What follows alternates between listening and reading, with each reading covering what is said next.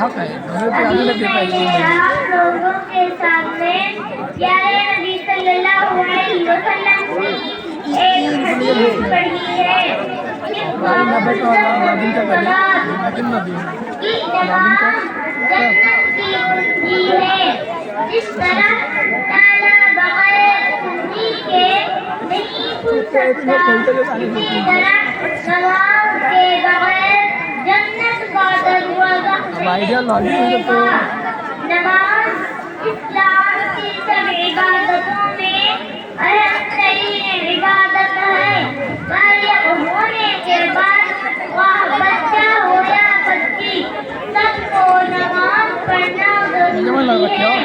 नमाज अल्लाह पाक की तरफ से मुसलमान के लिए कीमती तोहफा है, जो हमारे प्यारे नबी सल्लल्लाहु अलैहि वसल्लम को यार बैठे बैठे गाना सुन भगा रहे मार दे तो ट्रेन बुलाई तू नहीं छोड़ना चाहिए। बच्चा अपने बुला रहे हैं कहो कि हम नहीं बुला रहे हैं।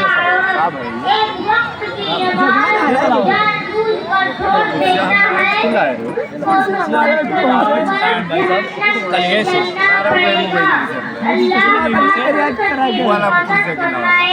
और हम सबको सच्चा पक्का नमाजी बनाए।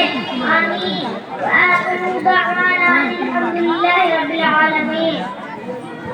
माशाअल्लाह बहुत खूबसूरत।